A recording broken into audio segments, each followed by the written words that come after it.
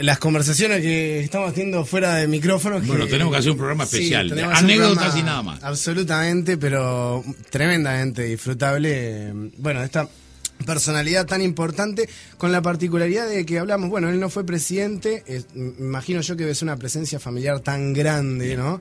Y a vos te tocó, vos sí fuiste. Sí, la familia de Herrera es una familia muy antigua, vinieron en 1749 aquí al Río de la Plata, o sea, hace 260 y tantos años. Y siempre estuvieron las guerras de la independencia, qué sé yo. Y Herrera era un hombre que hace una trayectoria que parecía destinado a llegar a la presidencia, pero como yo conté, no llegó. Pero llegó a hacer triunfar el partido, porque el partido en el 58, cuando triunfa sin él, pero por él.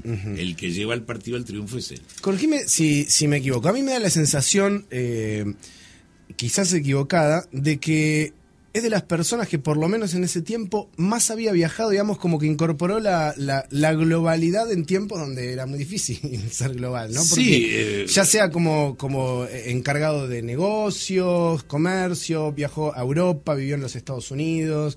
Sí, en ese entonces, digamos, en cierto nivel social había que hablar francés, porque era el lenguaje. Y siguió siendo, hasta la época mía me obligaron a estudiar francés. Sí, de una influencia importante en este país. Lo que sufrí yo con el francés, ahora me manejo más o menos. Y Herrera era un poco fuera de escuadra, porque aunque sabía francés, como había que aprenderlo, su madre había sido educada por una familia inglesa, protestante, hablando inglés. Entonces fue de los primeros que habló inglés fluidamente, fuera de un círculo muy pequeño. Entonces cuando fue a Estados Unidos de diplomático, pudo no solamente estar allí, sino disfrutar, conocer, leer los diarios, vincularse. Conoció al presidente Theodore Roosevelt. Y después viajó mucho. Viajaban cada 2 años a Europa en la época que se tomaban el vapor, el Caparcona, que era el famoso transatlántico, y se iban. Se fueron 3 años en el año 9, se fueron 2 años en el 23... Y cada tanto hacían un viaje a Europa. Así que era un hombre que estaba en contacto con el mundo. Herrera era miembro correspondiente de la Real Academia, se carteaba con Unamuno. Era un hombre intelectualmente. Es una rara combinación, caudillo y doctor en ambos sentidos muy profundo. Un gran caudillo, conductor de multitudes, pero al mismo tiempo raro en América del Sur. Un caudillo culto, un hombre que escribe casi 30 libros, entre libros y ensayos, que fue el fundador del revisionismo rioplatense. Era una figura entonces con un equilibrio que no se daba muy comúnmente. Y dicen que eso se reflejaba también en su capacidad oratoria, digamos, de llegada con audiencias muy diferentes. Sí, Herrera era un antisolemne, ¿no es cierto? Desolemnizó la política. Él contaba siempre que la primera vez que lo dirigen diputado, qué maravilla el Uruguay, ¿no? Saravia muere en septiembre del 4, ¿no? Lo matan, le pegan el tiro en primero y muere el 10. En enero hubieron elecciones y los soldados de Saravia, Herrera, Rollo, Quintana, entre ellos y Pastoriza, todos habían sido soldados oficiales de Saravia, se presentan y son electos diputados. Entonces llegan a la Cámara de Diputados, que era en el Cabildo. La parte de arriba del Cabildo era la Cámara de Diputados. Y se sientan allí, en la bancada del Partido Nacional, qué sé yo, y estaba don Alfredo Vázquez Acevedo, que era el presidente del directorio. Era ya un hombre veterano, con unos grandes bigotes blancos, muy distinguido, el viejo, muy a la antigua. Entonces Herrera dice que llegó a la primera sesión y ya pidió la palabra, y don Alfredo dice, no, doctor Herrera, espera un poquito. Entonces Herrera le dio un poco de fastidio, pero era el presidente del directorio. A la otra sesión pidió, no, usted tiene que, espere, usted va a decir un gran discurso para estrenarse. Y Herrera dice, al día siguiente me senté en la otra punta y pedí la palabra y hablé cuando tenía ganas. Porque era una cosa muy solemne la vida política. En la constituyente del 17, después que se logra la victoria contra el colegiado, todos decían unos discursos citando a los autores franceses y qué sé yo. Y el voto secreto se había establecido en una ley del año 15, que fue la condición del Partido Nacional para participar en el plebiscito. Y Herrera hace una comparación, un tema hablando de las libertades. Fíjate cómo les cayó a todos aquellos, gente muy adoctorada. Dice, no, señor presidente, las instituciones son como los trajes. Uno puede elegir la mejor tela, contratar al mejor sastre, pero ¿sabe lo que hace, señor presidente, que un traje le quede bien? El uso.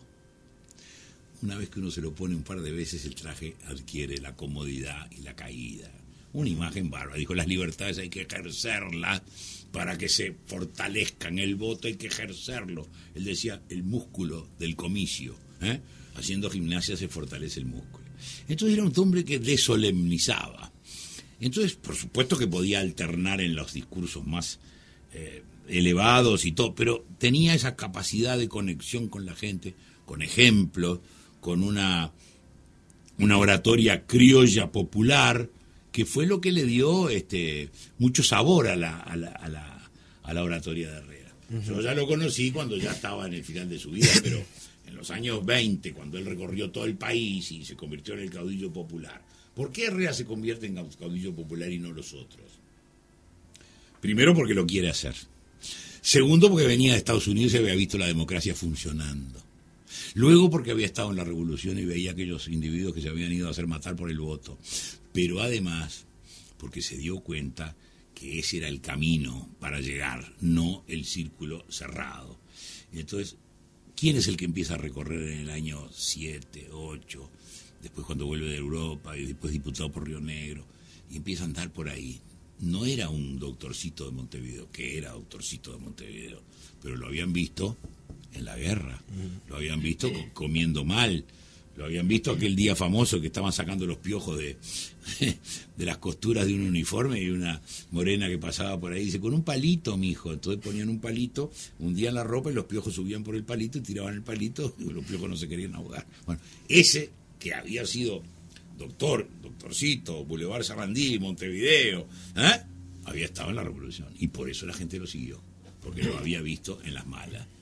Y ahí construye Herrera, en base a una oratoria simple, a poner en blanco y negro los temas y hablar un idioma comprensible, rompe con un sector doctoral que estaba como encerrado en su inteligencia, que lo eran, pero no comprendieron que venía un tiempo distinto. Hace algunas columnas atrás, no recuerdo qué invitado, alguno de nuestros historiadores o politólogos que vienen habitualmente, decía algo muy interesante sobre algunas visiones que se tenían de los movimientos nacionalistas en Europa y tipos como Mussolini y tal. Decía, bueno, es importante ubicarse en ese contexto, ¿no? Porque claro, uno después con el diario del lunes ya es otra cosa, pero hay que tener en cuenta que en ese momento las visiones quizás eran distintas, estos movimientos todavía no se habían desarrollado plenamente. Herrera tuvo alguna de estas visiones y eso le costó caro, ¿no? Sí, ahí está la sustancia, la verdad y el adjetivo. Herrera, cuando visita la Europa mussoliniana, el veintitantos, como tantos viajeros, se quedó asombrado de cómo Italia estaba funcionando, la famosa historia de que los trenes llegaban en hora, que Italia que no era un país. La unidad italiana es del año 1870, y todavía el sur con la Liga del Norte no se quieren ni ver, es un país todavía medio en proyecto. Mussolini le puso orden, era electo, era partido socialista, es decir, le puso orden. Mucha gente se admiró de eso, hay un libro de Herrera donde cuenta el cambio que ha tenido Italia. Y lo otro es que cuando se produce la Revolución Española, Herrera dice que el lado nacional, el lado de Falange, de Franco y todo, es el que mantiene los valores de la España permanente. Eso es la verdad. Después, durante la guerra, como Herrera quería la neutralidad, como la quiso Roosevelt. Sí, porque Roosevelt esperó entrar a la guerra que lo atacaran los japoneses. De hecho, bueno, eso también me corregiré si me equivoco, pero hay una historia de la intención de poner las bases. Claro, bueno, esa es la gran obra de Herrera internacional. Fíjate, Guantánamo lo hubiéramos tenido ahí, atrás de aquellas sierras que se ven ahí, hubiéramos tenido Guantánamo y Piriápolis. Y Herrera lo impidió. Es decir, él no quería una identificación igualmente él quería una neutralidad, no quería una identificación con los aliados. Con ninguno de los dos, decía, Uruguay tiene que mantener.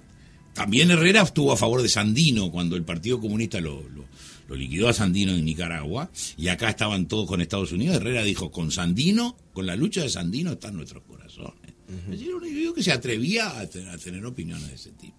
Después vino la caricatura durante la guerra, nazi, falangista, peronista, fascista, todo macana. Claro, pero ahí está el costo, porque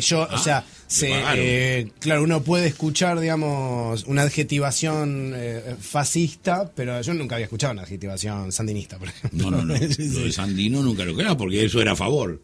Herrera era un hombre muy independiente en su pensamiento. Entonces, pero eso demuestra que hay distintos costos, ¿no? Claro. Es que en lo que digas y hagas en esta materia, si lo haces comprometido, tiene un costo. Porque hay que entender que nadie te va a entender todo el tiempo y bien. Ni te va a seguir todos te van a seguir. Tú haces cortes en la opinión pública. Apenas tomás actitudes profundas. Es decir, yo digo, firmo por la no imputabilidad y con eso sé que hay unos que no me van a seguir. Estás marcando una posición. Es decir, calculás los riesgos y tenés que saberlos antes. Entonces, seguramente meterse con Estados Unidos y con Inglaterra, que querían enrolar a Uruguay, primero quisieron poner la base, después lo quisieron enrolar, tenía un costo. Una pregunta que le hemos hecho a los expresidentes que han venido acá, vino Jorge Valle, también estuvo Vázquez. Sanguinetti, Vázquez todavía no ha venido, esperemos que acepte nuestra invitación y venga, te reís porque sabes que es difícil, ¿no? Venga, pero bueno, ojalá que lo tengamos. Que sí, claro que sí. Le hemos extendido, galeno, como le digo yo, que venga el galeno. Le hemos extendido la invitación, ojalá que esté por acá para hablar de algún expresidente. A todos le hemos preguntado porque nos genera mucha curiosidad. Hoy hablamos, bueno, del gesto de este hombre, de dividir lo suyo en 9, ¿no? Y yo pensaba, bueno, yo la verdad que no es algo, nunca he envidiado la posición de un presidente, entiendo que es una responsabilidad sumamente grande y que hay que tener la espalda muy ancha para estar ahí. ¿Alguna vez te dieron ganas de dividir todo eso y decir, ¿saben qué? Miren, vamos a socializar esto? No, hay días que, primero, esto hay que quererlo.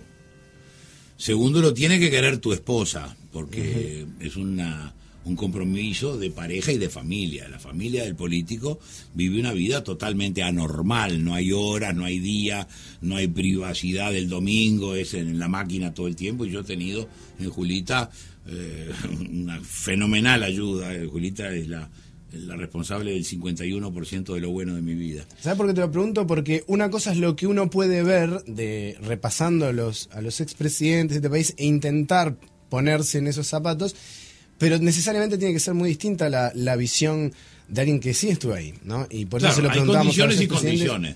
Yo fui presidente empezando la presidencia con un déficit fiscal del 7%. Y otros empiezan con un déficit de 1 o superávit. Yo no tenía mayoría parlamentaria. Hoy estos dos últimos gobiernos la han tenido. Entonces, hay presidencias y presidencias. Ahora hay una bonanza económica brutal. Nosotros vivimos con inflación del 130% por año. Yo asumí la presidencia con 130% anual, o sea, más del 10 mensual. ¿Y te pasó de tener alguna opinión previa a tu presidencia, sobre todo algún juicio respecto de expresidentes, que una vez finalizado tu gestión, relativizar y dijeras, bueno, ahora que pasé por esto, quizás pueda entender más aquello? Seguramente, desde la tribuna somos todos crack. Una vez que te ponen con la redonda ahí en la cancha, ahí te das cuenta que no es tan fácil. Messi claro. Es uno solo. Un genio. Bien. ¿Y su contacto con Herrera? Primero era el abuelo.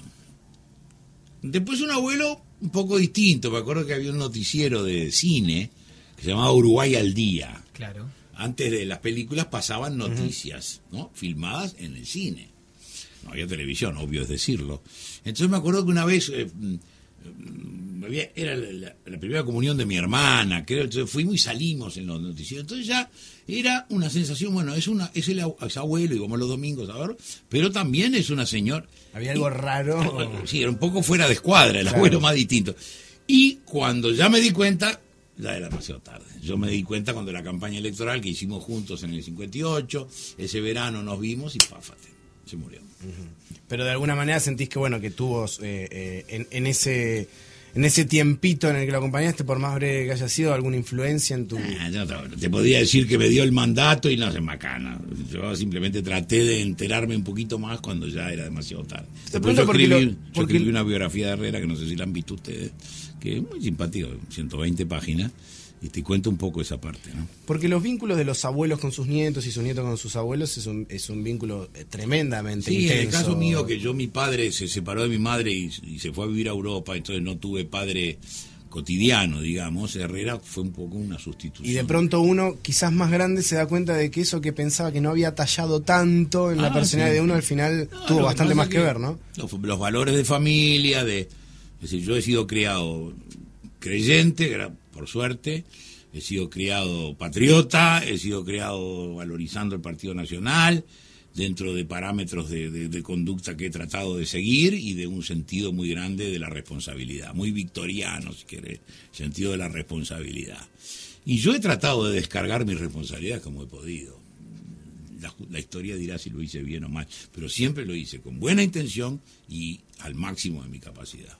Bueno, por eso ahora me cuesta, que estoy un poco al costado, el seguro de paro que estoy. Pero le hablo de una chiquita. Sí. Usted contaba que no lo pudo disfrutar políticamente tanto por cómo se dieron los hechos. Sin duda que son dos líderes del Partido Nacional, tal vez los más importantes, junto también con Wilson. ¿Quiénes son los dos? Usted. No, Herrera es caudillo, yo soy simplemente. Usted fue presidente por el Partido Nacional. Sí, pero sin el poder. Pero Wilson no lo conoció. No, increíblemente. Wilson era tan pertenecía tan al grupo anti, que nunca lo había visto ni lo había ido a oír a una asamblea.